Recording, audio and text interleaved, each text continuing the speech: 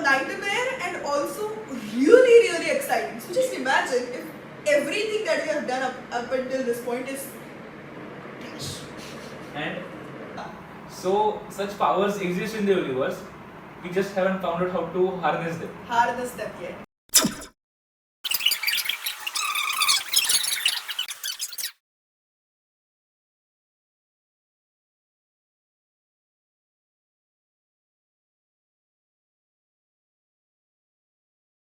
Hey, you're watching the third episode of Coach.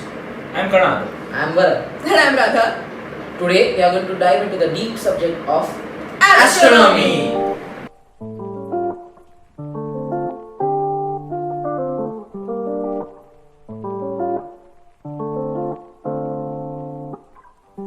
So, what is astronomy? Can you guys just give me a brief idea of what astronomy is? Astronomy is the study of stars, as in the constellations and all the celestial bodies that we see when we look up into the sky. Yeah, the stars, many things like the red giants. The stars are included in that, but also the nebulas and everything else that comes in the universe when we look at the sky, right? Everything that we can observe from Earth. Everything we can observe from Earth. Do you want to add something? Yeah, and people always feel that astronomy is only the study of Earth. There are many other things in the universe too, and the collective study of all of them is astronomy. Yeah, so it's not only the looking at the patterns of the stars and the constellations, but there are many more things that go into the astronomy, right? And as I said before, celestial bodies. So people forget, but Earth is also a celestial body and it is also a part of astronomy. Yeah, Earth is also a celestial body. Yeah, we forget many times is that we think that Earth is a different part, and the sky that we look at, the space, that is a different part of. So like people who study the sky, they don't know anything of that's going on in the Earth. Exactly. So like if you are even studying what's going on the Earth, you are indirectly studying astronomy. If you think about it, indirectly. Yes. Yes. Technically yes. Technically. So yes, I guess that was what is astronomy. Then we can talk about a bit about the origin of astronomy. Yeah. Well, astronomy was researched about in almost all the cultures, Greeks, Indians, Romans, Yeah. Egyptians, everywhere, because wherever you are on the earth you can see the sky, so everybody knew about it. Yeah. They had different interpretations, but it was the same study. It was a universal thing, So right? basically, we can say that wherever in world there were civilizations, like there were present civilizations, all of them started researching about astronomy. Yeah. They started observing stars and other celestial bodies. Yes, so like every night they just used to look at the sky. They Yeah. started to see a pattern. They started to notice and write down those patterns for future reference. They also used the night sky as an example for navigation, right? Yes, and in even ancient civilization like the Babylonians and Mayans have also shown records of having studied the sky. Oh yes, so when was that exactly? It's many years ago, I don't know for sure. Okay. But we can put it up like that. The sky was always there above us. So Yeah. like 3,000 years ago. Approximately 3,000 years ago. But as you said, the sky was always above us. Yeah. So people used to always observe the sky Exactly. and used to make notations about it. And there was one problem with all, like not a problem, but our ancient people didn't record things. They used to just pass on verbally through generations. Yeah. So at one point of time, there must be a natural disaster taken place. So that particular generation mustn't have passed that same Knowledge. information. So Yeah. we really don't know what happened at that time. But Yeah, perhaps they might have all of the information we have today. But Yeah. that's not technically maybe possible. because more we have more many information. More information. And Debatable topic. the rate will just increase. So Yeah, every day we are making more and more research growth in and this development in subject. astronomy. Yes. So there was another thing that I wanted to mention in the origin of astronomy. It was that, as you said, the sky has always been there, and the twinkling of the stars, and people used to find the patterns and used to study the sky on a very daily basis, like many years ago. And it was quite advanced for their capacity. As you see, the only source for their learning for astronomy was the sky. And for like thousands and thousands of years, they were just studying from that one source. And they had even differentiated between planets and stars, which I can't even do, and I have model equipment. So it was really a great feat. So that ancient civilizations had done much progress. Like Indian civilizations, I know about them because it is also mentioned in Vedic literature. And Greek civilizations were also very advanced in this field. The Greeks noticed the pattern in the sky and named these constellations over their mythological stories like Scorpio, Sagittarius, and Capricorn. All of these are named after their mythological figures. Yes, mythological figures. So we can say, and actually because of those constellations, the mythology was also originated. So like they go hand in hand. In mythology, mythology is dependent upon astronomy for the patterns and everything, and astronomy influences mythology by the changing of the planets. Like always people, they wanted to talk about it, they used to relate both mythology and astronomy. So they, like astronomy needs mythology base to make it more interesting, and mythology also needs astronomy To make it more realistic. Like where is the source then? Yeah, to make it more interesting. Yeah, I like that point. And mythology and astronomy together led to astrology, right? Exactly. Yes. So astrology is basically the study of constellations, but people started giving so much importance to the constellations and the movements in the sky. They started relating it to their lives, so that the movements in the sky determine what will happen in their life in the future, or it has happened in the past. And that is a debatable topic.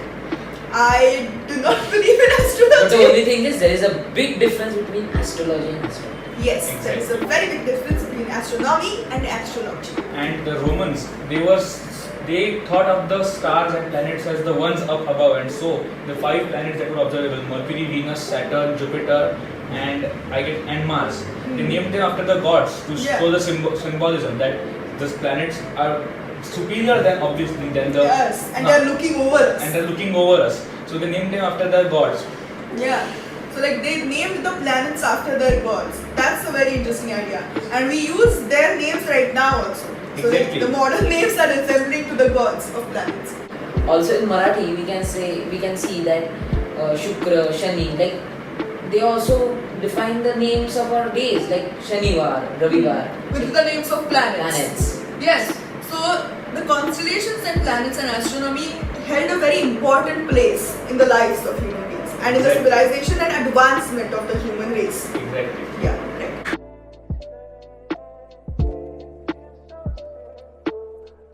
Okay, so now let's discuss some of the 3 of our favorite concepts which we like the most among astronomy.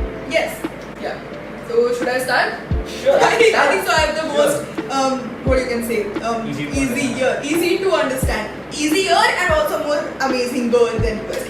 I like your concept and I like yours too. But still, okay, debatable. Now, moving on. My concept is freeform. So, you know what? Let me just explain the concept of freeform. We all know that the Earth is here. Just imagine the Earth is here.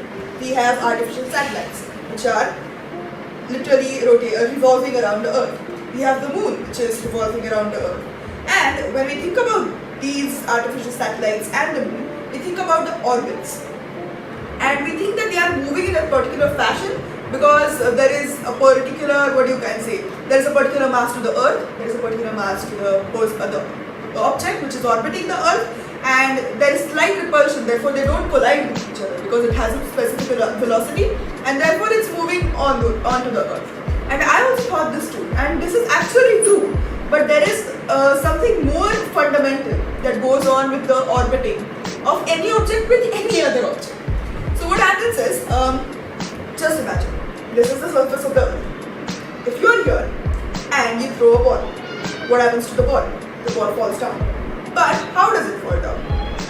In this shape, slightly, right? It is not straight, it is not perfectly curved, it is like a hyperbole, right? Like this. Now imagine if you go to a greater distance. First you were at 1 kilometers, now you go at 50 kilometers. And now you throw the ball. And imagine you have incredible strength, like the Incredible Hulk. And you throw the ball. Now you are throwing the ball in the same fashion, but from a different city to a different city. But the pattern of falling of the ball remains the same. Now imagine that instead of 50 kilometers, there are 10,000 kilometers. Now you can really see that the Earth is curved. In 10,000 kilometers, you can really see that the Earth is really curved. Perhaps 10,000 kilometers is not a realistic figure. Just imagine that 10,000 kilometers is a realistic figure. And at this point, you will see that the Earth is curved. And you have Incredible Hulk and incredible strength. And you will throw the ball. will still go in the same direction of parallel, right? Now, if you go at a large enough distance and if you have large enough strength to throw the ball will go in that position only at a particular angle. This theta is extremely important. The angle that it makes with the earth and the force applied by the person or the throwing the ball. It will just go on in this position, and since the earth has a curve, it has ended here. It can't fall down here. The earth is not here. It has ended here. So it will start this process again of falling down. So it's just falling and falling and falling and falling and falling and falling and falling and falling and falling. It's falling forever. Get it? Yeah. So it's not like the orbit, it is an orbit. Yeah. But the concept is that the artificial satellites that are going towards the earth, they are falling continuously because they have originated from the earth, and they just go at it at an angle which is theta, which is very important, and the force, which is 11.2 kilometers per second, which is the escape velocity of the earth, and by that they are just falling and falling and falling towards the earth forever, but they can't touch the earth because their force and angle is such. Get it? So like they are falling forever, and this was a very interesting concept that I had. I did not know that this was the case when it happens to orbits, and for two, especially artificial satellite orbits, and it just blows off my mind that this is free fall, that the satellites are constantly falling, that therefore they don't need any force because they're constantly falling. Gravity is the force. So yeah, that was the concept you of can free say fall. that the satellites are falling but not falling. Yeah, they are falling continuously, but they are not falling. Yeah, that was the concept of free fall. I told you it was interesting. Yeah, we can go on with the next concept. So the most interesting thing I find in astronomy is solar eclipse.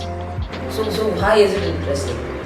Like we always see the eclipse as photos on Wikipedia, or we see it on news channels, but we are actually not able to see it with our own eyes. Yeah, So that's why I feel more curious about that. it's very rare, right? It's very rare, first of all. It's not like lunar eclipses, but still you cannot see it properly, solar eclipses. And they are a beautiful natural phenomenon. Like you actually get to see a diamond ring effect in the sky, open sky. In the open sky. And actually it is the most shiniest diamond. Shiniest diamond. Shiniest diamond because Yeah. it's the sun. It's the sun. Yeah, right. One more thing that I find very funny is that comparing the size of the moon to the sun, the moon almost covers the entire sun. Like, it's a funny thing. Yeah. Like, if we even see the distance, it's like thousands of light years. I don't know. But Between the moon and the sun, 1 year, approximately. one astronomer. Yeah. But still, that much distance, the moon is able to cover the entire sun. Yeah. Such a funny thing. Yeah, so like the moon is many tens of thousands, perhaps lakh times smaller than the sun. Yeah. Very smaller than the sun. Still, the proportion of distance between the earth, the moon and the sun is so perfect that it perfectly covers the sun. And yeah, solar eclipses are really beautiful. They are very few. Yeah, very rare. And like the astronomists are saying, that's in 2060 we were able to see the by time the longest solar eclipse, Yeah. which is of 7 minutes, Oh, and solar eclipses last for 2 minutes. So this is 7 minutes. So this is a beautiful phenomenon. and that also tells us how fast the moon is moving actually. And it's Yes. unfortunate we can't directly look at them. Yeah. Yeah, Being so beautiful, we are still prohibited to look at something so beautiful Yeah. by nature. yes. But nowadays with goggles, With goggles. with but goggles. also there are some weather glitches in The atmosphere. the atmosphere, and we are not able to see them. Yeah. But seriously, they are one of the most beautiful things one can see. Like it is probably the 8th wonder of the world. Yeah, solar eclipses. Yeah, that's right. Also, there are many changes in the environment that you see while going through a solar eclipse. And you told me before about how you find that interesting and beautiful. Can you just tell us more about them right now? Yeah. So in that 2 minutes, the entire life changes. Like we don't understand. Like 2 minutes just pass by, but it's not that case with Animals and with animals and everything. Like when actually the moon comes in front of the sun, the weather changes, the climate, the temperature also reduces. So there is also a chance that many bacteria grow Yeah. because you are like many people when in India it had happened in 2010, people went to river Ganga. Why? Because they were all feared, like Fearful of so solar eclipse. Ganga will save them and everything. So like it's funny, but yeah, it's pure science. And it fuels many beliefs of Yeah. people. Yeah. That is And true. like, we are not even able to watch see the sun directly with our eyes.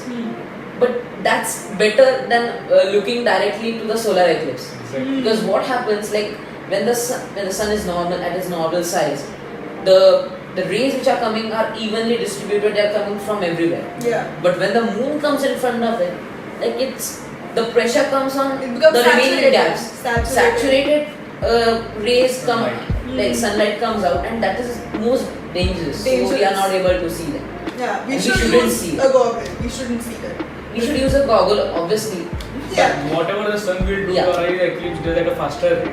Yeah. And More in faster. those 2 minutes, it can cause blindness. While Yeah, sure. Yeah. the sun might take Because it's few Yeah. more anyway minutes. so powerful. We can become Galileo. You know what the story Yeah. of Galileo? Yes. He took a telescope and he looked at the Directly sun. at the sun, and he Knowledge, lost his knowledge eyes. is a He messed curse. up. Knowledge is a curse sometimes. Knowledge is a But he was a very curious man. But after he was blind, he still Yeah. He still made many many progress. more inventions. Yeah. So Galileo is amazing. We'll talk about him afterwards. So that was an interesting concept that we talked about. What is your concept? So first we talked about free fall, which was a concept that we have tried, and we as humans have conducted experiments on by sending satellites and everything. Then we talked about eclipses, which we cannot actually control, but we can still see. Now I am going to present a concept which we cannot go near at all. Cannot So see you- also because no light can pass through. I am going to talk about black holes. Wow. And most importantly about the time dilation that occurs near them. I am very fascinated by temporal dilations, Yeah. and black holes can do such stuff. I only knew this because of Christopher Nolan's Interstellar. That movie sparked my interest about black holes, and I read a lot about them. So I will just explain what happens in a black hole. So the concept of space-time and all of that is extremely complicated, and it's a different topic on its own which cannot be just explained in 2 minutes. Yeah. But basically what happens is that whenever you go, as you go near a black hole towards its event horizon, which is the point where we go faster than light, to an observer who is farther away, we will seem to go slow as time slows down for us from their perspective. For us, time will go in at the same pace. We will not feel that time is slowing down. Yeah. So our movements will be at the same pace, everything. We'll also experience gravity at the same Yeah. rate. But Everything will be okay for for us. us, but for them, Outside observer. the observer outside of that effect, we will move extremely slowly as we go closer.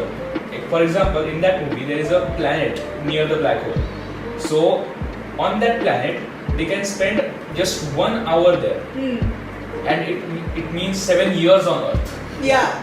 So, So it's a completely different time it's cycle. extremely different time cycle. And the protagonist which goes there, he does not feel a difference. Yeah. So even though the movie is fiction, it explains this concept really nicely, that when he goes from the ship to that planet, and when he returns, his daughter has grown up to his age, Yeah. but he has only been there for like 4 days. 4 hours. 4 He has been there hours. for 4 hours, and his daughter grew up to his age. And the fact that something in the observable universe means we got photos of a black hole now. Yeah. So something in the observable universe can change the rate of life and death Yeah. so drastically. It kind of scares me and fascinates me, and the fact that I thought about it was sometimes maybe in the future, if we can explore or harness the power of black holes, Yeah. how much more progress we will be able to make. So that is Much what more fascinated progress. me. We'll be a very advanced society. Exactly. Yeah. And temporal dilation that you talked Because about. humans or anything formed on Earth, we cannot control time. We can't. But something just, it is far away, but something in this universe Yeah. can do it, and it is not even a living thing. So such powers exist in the universe. We just haven't found out how to harness them. Harness them yet. Yes. And yes, I agreed with the temporal dilation. So we don't experience any time dilation or anything whatsoever. But another person who is observing us at the same time does. And that is the basis for relativity. Exactly. Because relative to him, we are Yes, going slower. but Relative to us, we are going the same, but we think that he is going faster. So another simple way to explain is, imagine that there is a black hole over here and we are over here. So we are, and there is a clock tower over here. We are moving towards the black hole and we have a synchronized watch. So if as we move towards the black hole, we will see that a clock is moving as it should normally. Yeah. But if we look at the clock tower, the time hand will move faster and faster while R is moving at a normal rate. Yeah. So extremely near the black hole, we can see the hand going extremely fast while R is going at a normal rate. As the time, since R is slower, theirs will be faster compared to us. And at the event horizon, which is sort of the boundary of the black hole, it will be almost infinitely as fast. Almost, not infinitely as fast. That is a debatable topic. Almost infinitely as fast. And I think so. The more I study about black holes, the more I find interesting is that what happens after we go inside a black hole. I found out that the more you study about them, the more questions you have instead of the more answers. Yeah, that is true about astronomy only. Also, we discussed about this that in today's universe, we know only 2% of today's observable universe. Yeah, You know 2 that? or 3%. 2 or 3%. All of that is like 97 to 98%. We don't even know. And like most of them, we don't even know that we don't know. Those things like dark matter and dark energy, Exactly. we don't even know what they are. And this is what causes us to not hold on to the laws of physics and everything as tightly, because many years ago we didn't know these, couldn't find out about these laws. What if we find something in the universe that doesn't follow these laws? Then those laws are not true. We need new laws.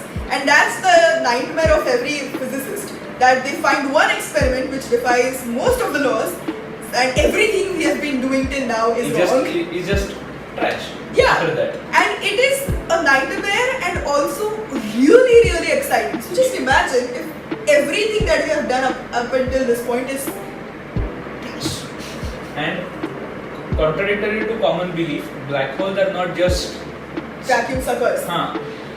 Stephen Hawking proved Yeah. that they are continuously letting out everything that they absorb. Yeah. So if somehow you are able to piece together those molecules, then everything that a black hole has ever absorbed can be reformed, because those are being removed from the black hole every second. Yeah, see, there is the thing. Stephen Hawking talked about that, but there is another thing called the information paradox. So, black hole radiation, which we call about. In those radiation, that radiation happens due to virtual particles. I know this is very deep stuff that I'm talking about, and you might not understand it, but virtual particles are just particles. All you need to know right now are virtual particles are just particles which pop in and out of existence in very, very, very small amounts of time. And there is a positive particle and negative particle, and they collide with each other and they just annihilate each other. So in a black hole, what happens? At the event horizon, a positive particle and a negative particle, they appear. But one particle of that gets sucked into the black hole. So like a positive particle or a negative particle. Now the second particle can't collide with the positive particle and it can't annihilate, right? So it has to do something. So it just leaves the black hole because it has nothing to do. And it gains mass. It was a virtual particle. It didn't have mass before, but it has gained mass. So that mass it borrows from the black hole. That was Stephen Hawking's theory. But we don't have the information. This virtual particle is not the molecule. Experienced or experimented on. Yeah. So this is but this is very interesting. So this virtual particle is borrowed from the mass. But the information that this particle has is not similar to the information that the black hole has sucked in. So there is also a difference, the information paradox. If you are very interested in astronomy, please check out the information paradox. I will send you the links in the description. There are many YouTube videos, there are many books, and yeah, we had a conversation about a different topic that led to a different topic. That was good. Yes.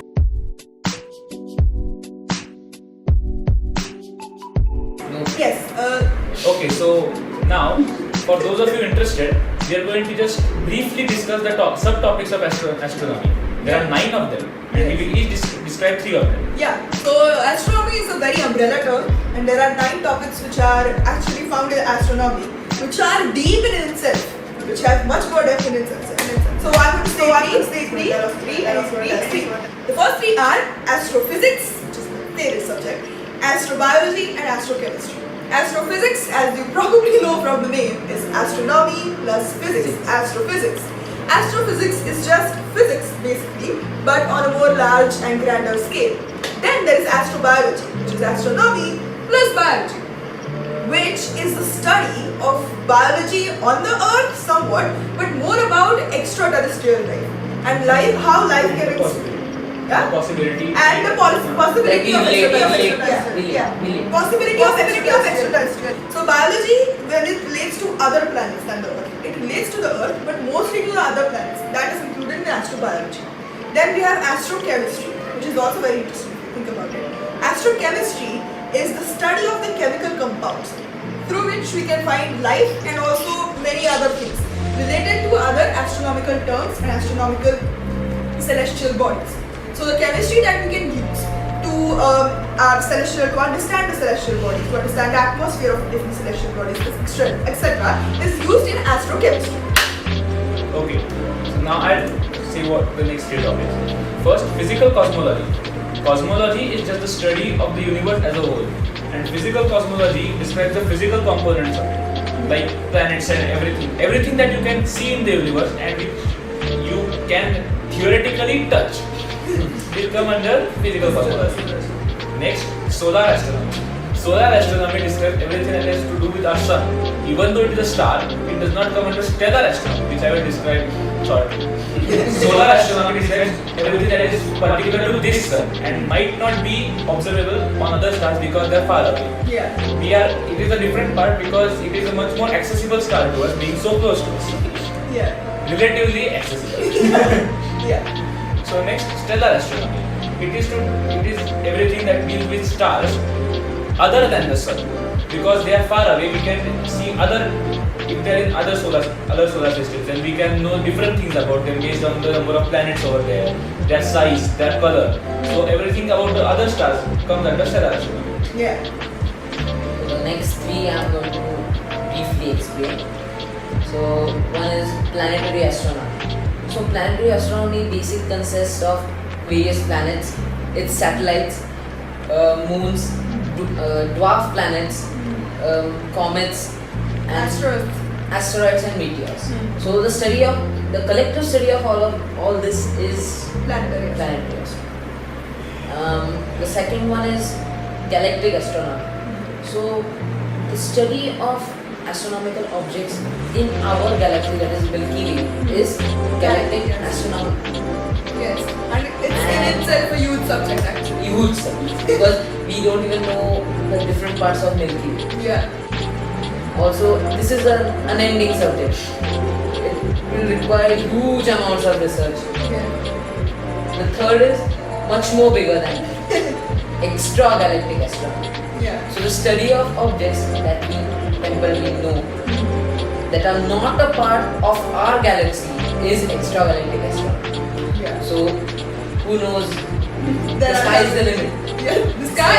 The space is the the space is the limit. Beyond the sky. Yeah. The We go space beyond is- the sky. Beyond the sky is the real adventure.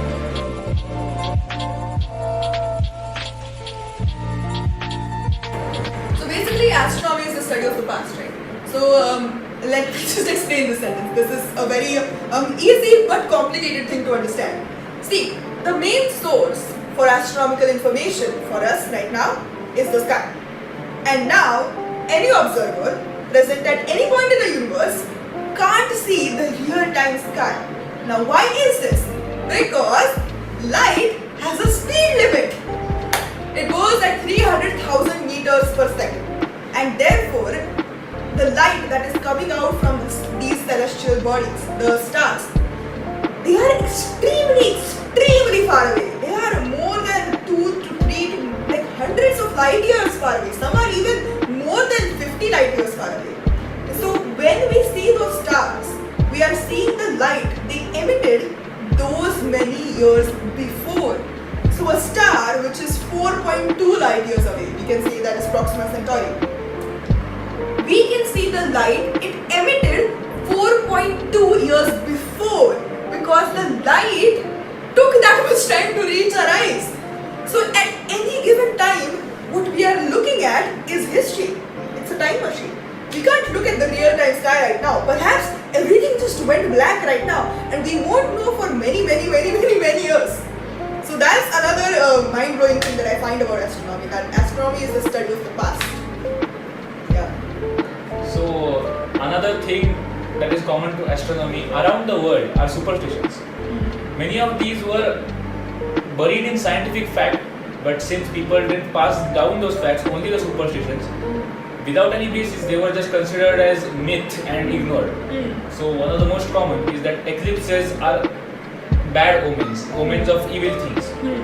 As we discussed before, eclipses cause rise in bacteria and are harmful to our eyes. So people of ancient times who looked at eclipses obviously might have went blind or might have fallen ill because they were outside. And such things might have caused them to think that, oh no, these are evil omens. So all such things caused it to become a myth. And since people, nowadays people know that we should not look at an eclipse, but they don't put two and two together. That is why they are evil omens. They just say that it's an eclipse. Just don't do anything auspicious right now. If they know what it means, then they might be able to understand and work around it to fit their daily Use the lives. knowledge correctly. Use the knowledge correctly. And what the superstitions were created by the knowledgeable people in the society for one reason, because people were not really listening to science, scientific facts. So they had to create some things that Some divinity was so aligned with it. everybody would understand and compulsory would follow all that, Those and it things. will be Scared of that. Scared of that. They used fear to propagate healthy behaviors. Not all lying is bad. Not all light is bad, but sometimes it leads towards things like people. Like my grandmother used to not let me go outside my house when there was an eclipse. There was a partial eclipse like 2 years. There was a partial eclipse last year only in January. Yeah, so a partial eclipse. Therefore, my grandmother was like, "Don't go outside, you'll get hurt." I'm like, "Why?" Because there's an eclipse. So if we just properly give her the information that people were scared of eclipses before at that time because of that type of information, then we can properly remedy that right now, and all of the people can experience the beauty that is eclipses and astrology. And not only eclipses, like even on the night of a new moon night, people were really feared to go out because like 100 years ago there were no street lights. So the only light source was the moon, and when the moon is not there, there is no light. So that's why people used to say that you shouldn't go outside after 7 o'clock, because at 7 o'clock it is sunset. Sanchar originated from that time. Yeah. So yes, that was a great theory about superstitions. And also, we recently just glossed over the fact about practical astronomy.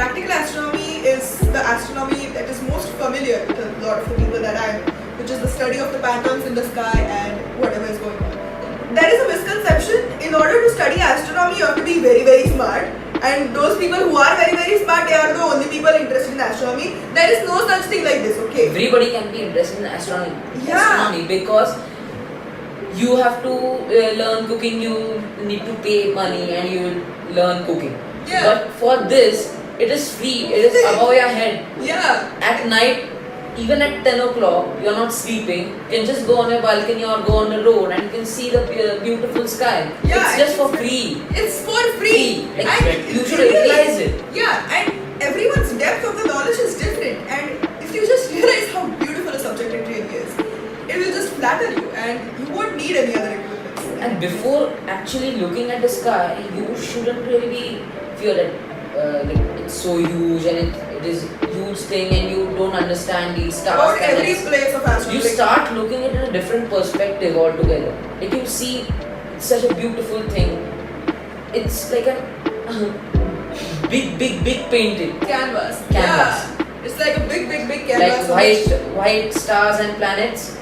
The planets are not white in color. We see because of the distance. So Because white some- stars on a beautiful black background. Yeah, that's true. Thank you so much for watching this video of Coach. For you curious minds out there, we're going to put some links for recommended sources in the description. And please follow Khoj on Instagram and Facebook. Also, our website is going to be online soon. Yeah, so stay tuned. For further. Thank you. Yes. Thank you so much. Bye bye.